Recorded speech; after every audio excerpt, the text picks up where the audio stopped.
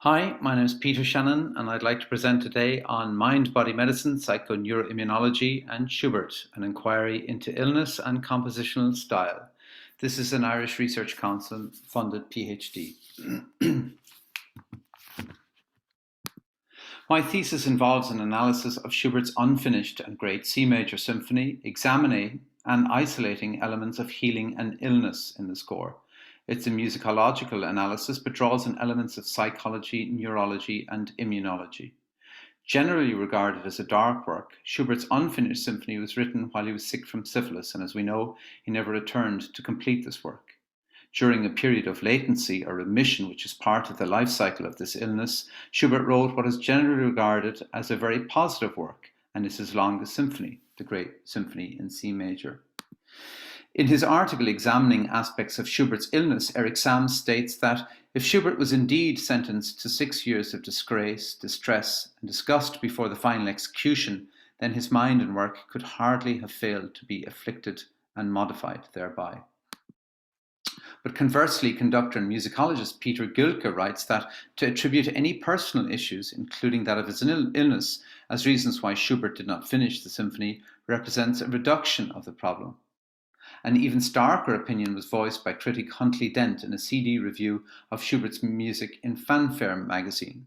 We should celebrate the difference between the artist and his life, not scrape the bottom of the barrel, looking for the roots of misery, discord, and disease. If disease and distress determined the output of a genius, literally every note of late Beethoven wouldn't exist. Many other examples could be put forward which baffles those of us who are not geniuses, but the point is beyond dispute. So clearly, there's no consensus within the musicology community in relation to Schubert, or really any composer, that might allow us to correlate sickness and compositional output, much less compositional style. Psychoneuroimmunology, or PNI for short, is a relatively new area of study, begun in the 1970s. It's an integrative discipline showing how mental processes change the function of the immune system, and the opposite, how immunological activity is capable of altering the functions of the mind. Until only relatively recently in the 1970s, immunologists believed that the immune system was self-regulated, that it operated completely independently from other systems like the nervous system, the brain, or other parts of the body. One of the most important pioneers of PNI was Candace Pert, a neuroscientist and researcher. She remarked of her own colleagues that in 1984 it was barely acceptable to suggest that the body influenced the mind, but to even hint that the mind might influence the body, well, that reeked too much of mind over matter. She also wrote that most psychologists treat the mind as disembodied, a phenomenon with little or no connection to the physical body. Conversely, physicians treat the body with no regard to the mind or the emotions, but the body and the mind are not separate, and we cannot treat one without the other. In 1975, two of the founders of PNI, Robert Ader and Nicholas Cohen, a psychologist and immunologist respectively, fed rats water sweetened with sugar, but laced with the drug Cytoxan, which is an immunosuppressant that also causes nausea. Through classical conditioning, the rats learned to avoid the water that contained the saccharin because it made them sick. But when Ader and Cohen began to force feed the rats the saccharin solution without the nausea drug, the rats still became sick. The rat mind was telling the immune system, which protects us from disease, how to behave. This, of course, represented a radical reshifting of how the medical community saw the immune system. Most recently, Robert Danzer, in a 2018 article in Physiological Reviews from the American Physiological Society, wrote that not only does the immune system have considerable impact on neural functions, but conversely, the somatosensory and autonomic nervous systems play an active role in the coordination of the organism's defense to infection and injury via positive and negative modulation of immune responses. So leaving aside the whole issue of whether Schubert's syphilis had developed into neurosyphilis, which would obviously have affected his brain, modern research shifts our question from if Schubert's brain was affected to how his brain was affected, or rather, how we might isolate illness in music, which we'll come to later. For now, I want to take another look at an aspect of Schubert's health. We know Schubert's childhood contained trauma. His relationship to his father was a difficult one, and Schubert also lost his mother when he was 15. In a poem entitled My Dream, Schubert describes that my father, becoming angry, banished me from his sight. I turned my steps away, and my heart, full of infinite love for those who disdained it, wandered into a distant land. News of my mother's death reached me. I hastened to see her, and my father, softened by sorrow, did not hinder my entrance. Gabor Mate, in his book When the Body Says No, writes that parental love is not simply a warm and pleasant emotional experience. It's a biological condition essential for healthy physiological and psychological development. Parental love and attention drive the optimal maturation of the circuitry of the brain, of the PNI system, and of the HPA axis. The disruption of attachment relationships in infancy and childhood may have long-term consequences for the brain's stress response apparatus and for the immune system. We should always be careful to address issues such as zeitgeist and style when interpreting older texts, and of course, genre romanticism is certainly no exception. Nevertheless, one can't just relegate or dismiss quotes such as these from Schubert. There is no such thing as happy music. My compositions spring from my sorrows. Those that give the world the greatest delight were born of my deepest griefs. You believe happiness to be derived from the place in which once you've been happy, but in truth, it's centered in ourselves. Schubert's compositions aren't just expressive works. They are escapism, and they are even more. They are cathartic acts, wholly necessary for the composer, and represent trauma and disease and healing. One could easily argue that every composer is writing something of themselves into their music, but remembering the previous slide, I'd like you to consider a final quote from Schubert's Mein Traum. I found myself in the circle from which there arose a wondrously lovely sound, and I felt as though eternal bliss were compressed into a single moment. My father, too, I saw, reconciled and loving. He clasped me in his arms and wept, but not so much as I. Music as a cathartic tool. So while it might be bottom of the barrel musicology to suggest that Schubert or any other composer only composed happy music when happy or sad music when sad, it's equally dangerous, or possibly more so, to negate the very obvious effect that illness has on mood. Furthermore, in the light of new PNI research, we know that there's a clear connection between illness and the immune system, and thus the person as a whole. The delicate interplay of these systems together represents not only psychological and physiological changes, but changes to us on a molecular level, and as such, is change at the very essence of our being. Schubert represents an opportunity as a psychoneuroimmunological case study, and it's my hope that this work can help fill a void that exists at present when examining the role of music in a healthcare setting. A systematic review of articles describing music interventions in healthcare brought about the following conclusions. In overviewing the 63 studies, one key linking feature became apparent.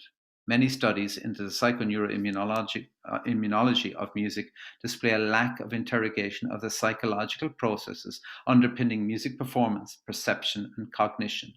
The insight into music has been minimal. Let's turn our attention then to the first 8 measures of this unfinished symphony. Though important from a motivic standpoint throughout the symphony, this opening is detached from any subsequent melodic content throughout this movement.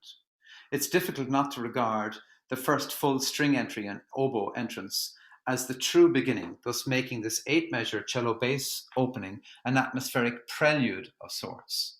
Yes, the opening appears again in measure 328, but this is purely a rehearing of the beginning, without any development, structural, instrumental, or otherwise.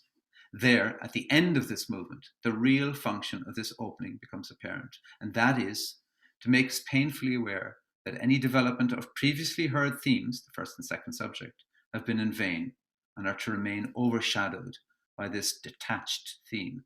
Let's listen to this opening.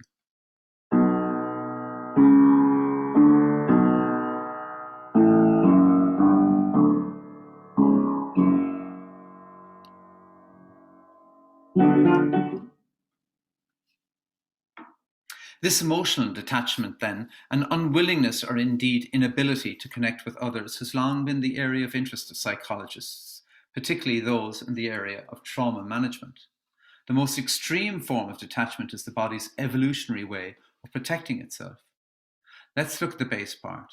All of measure 5 is unplayable on a 4-string classical bass. Schubert could have easily avoided these notes by writing them an octave higher. Why did he not relent? The sound produced by the lower C string, particularly as it drops from the D to the C sharp, is recognized immediately. The low E string of the double bass goes to 41 Hz, but the 5-string bass can register 31 Hz. At the very end of its register, this recognition of the C sharp is felt rather than heard. It's our ear that constructs the connection to the tone due to the fact that the cello are doubling on the line an octave higher. It's the effect that's the music here, and that effect is unsettling. Psychologist Stephen Porges describes how low-frequency sounds are profound signals to a neuroception of danger and life threat. We want our clinical rooms, our consultation rooms, to be quiet because the nervous system is going to be detecting those low-frequency sounds as if there is impending doom, as if something bad is going to happen, end quote. Because measure 3 is a return to the tonic, despite Schubert's bowing or phrasing, our ear is going to process the first grouping as 3 measures.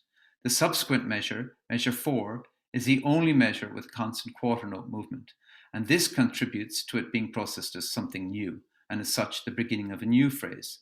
So even if the bass section tries to help the sense of a 2-measure coupling by a slight accent on measure 3 or a slight breath before measures 2 and 3, it's going to be difficult to fight the sense of that 3-measure grouping.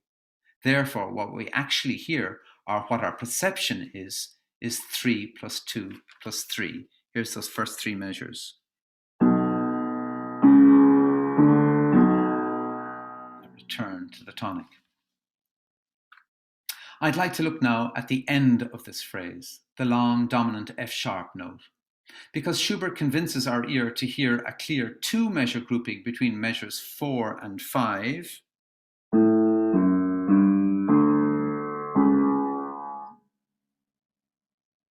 this is what our ear is going to be prepared to hear in measures 6 and 7, with no need then, if you will, for the final measure.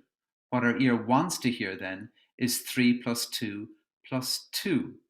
I'll play again from measure 4, and now I'm going to shorten the phrase by 1 whole measure. By doing so, it will seem very natural. From measure 4.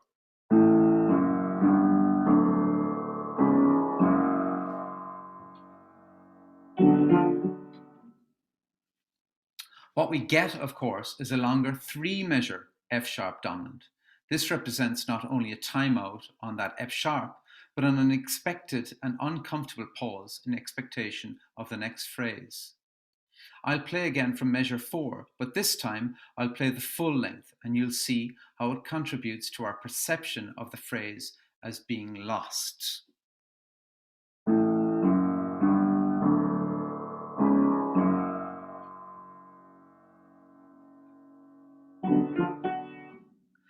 Being lost, of course, is processed by our brains as something unsettling, an effect that Schubert exploits here to add to the sense of helplessness and abandonment of this bleak opening. So in continuance of this work, I look forward to exploring further how Schubert brilliantly channels and guides our music perception, finding parallels between Schubert and the world of P&I, and contributing in a concrete way to a better understanding of illness and, more significantly, in a C major symphony, of healing in music. Thank you.